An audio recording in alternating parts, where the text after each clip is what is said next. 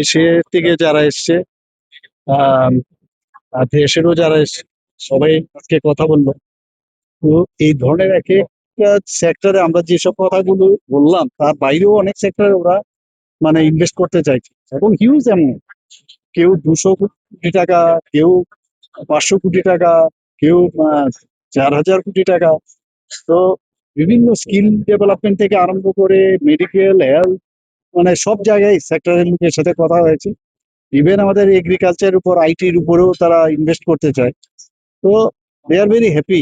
এবং এখানে আসার পর আমাদের যেভাবে আতিথেয়তা দেখে ওরা মুগ্ধ হয়ে গেছে।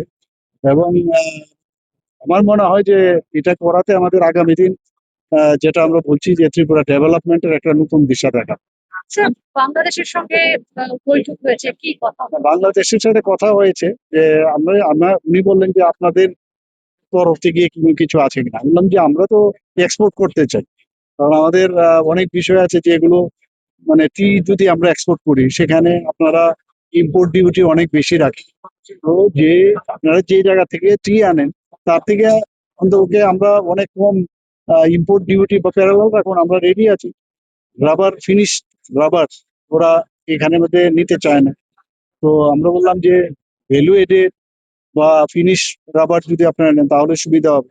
ওনাদেরকেও বলেছি আপনাদের যে বিভিন্ন সিমেন্ট আছে বিভিন্ন কোম্পানি, বা যে আপনাদের স্টোন চিপস আমাদের আসবে, ফিশের বিষয়ে আমি কথা বললাম। তো যেহেতু গিভ এন্ড টেক পলিসি, আপনারা বরং বেশি লাভবান হবে না, মানে আপনাদের এগুলো তো সব ফ্রিজ হয়ে আছে।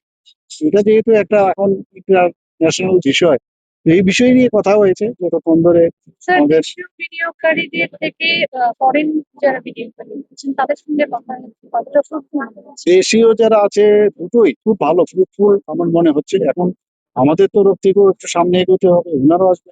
আমাদের যারা অফিসাররা আছেন দেয়ার ইন্টারেস্টেড, টিম ত্রিপুরা হয়ে আমরা কাজ করছি। তো অ্যাকচুয়ালি আমরা বললাম যে আমরা বিভিন্ন পলিসি আমরা বানিয়েছি এবং ইনসেনটিভস আছে। সেই পলিসি এবং ইনসেনটিভস গুলো যদি আপনারা ব্যবহার করেন আপনাদের কোনো অসুবিধা হবে না। তারা বলছে যে তারা ওই ইনসেনটিভস গুলো দেখেছে। আর সিঙ্গেল উইন্ডো সিস্টেম আমাদের এজেন্সি, তো এই জায়গার মধ্যে বারবার এক এক ডিপার্টমেন্টে যাওয়ার দরকার নেই। তো সমস্ত বিষয় ওরা দেখে তারা তো নিজেদের স্যাটিসফাইড করবে, খুব খুশি। না, আইটি সেক্টরে আছে এবং এডুকেশন সেক্টরে আছে, হেলথ সেক্টরে আছে, ইভেন স্পোর্টসেও আমি দেখলাম কয়েকজন এসছে যে স্পোর্টস এর বিষয়, সাউথ আফ্রিকার থেকে ওনারা বলছেন স্পোর্টস এর বিষয়ে আমরা আপনাদের হেল্প করতে পারি বাইরে কোম্পানি। এটা কিছু যদি আমাদের এখান থেকে লোক যাবে, ওদের এখান থেকে লোক আসবে, এই ধরনের in all sector, agriculture, horticulture, আমাদের বিশেষ করে আমাদের যে ট্যুরিজম সেক্টর প্রচুর লোক এসছে।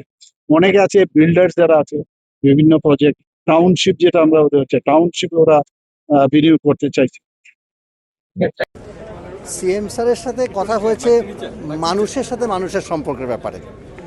অর্থনীতির সাথে বা অর্থনৈতিক সংযোগ সেটা আমাদের দুই জনপদের যে আপনার সম্পর্ক সেটার একটা অংশ।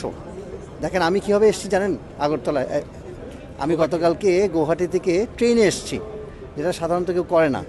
এটা একটু বেশি অ্যাডভেঞ্চারাইজিং হয়ে গেছিলো হয়তো, কিন্তু আস্তে আস্তে বিশেষ করে আমি যখন শিলচর থেকে একদম সেই বরাক ভ্যালি থেকে 5 ঘন্টা এসে আমি একদম টোটালি গ্লুড ছিলাম প্রকৃতি দেখতে দেখতে। কেন বলছি এটা? ওটাই বলছি এই জন্য যে আমাদের প্রকৃতি এবং মানুষের সাথে যে সম্পর্ক সেইটাকে আমরা যতটা গভীর করতে পারি। যেমন আমি যদি কথার কথা বলি, কিছু তো কথা হয়েছে যেটা আমাদের ওনার মধ্যে থাকবে।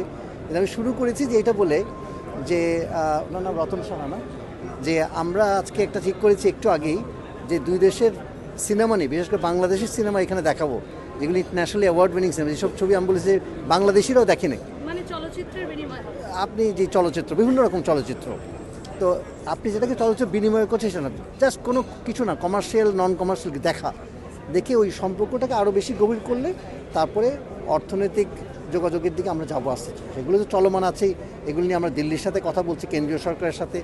এখানে উনি সবগুলো অবগত আছেন। আমরা সেই আলোচনাটা যাতে আমাদের যে যোগাযোগ এবং আলোচনা সেগুলো যেন চলমান থাকে, এখানে কোনো রকম বিঘ্নতার কোনো সুযোগ নেই এবং সম্ভাবনাও নেই। Thank you. আর উন্নত হবে ভাবছেন সম্পর্ক দুই দেশের মধ্যে?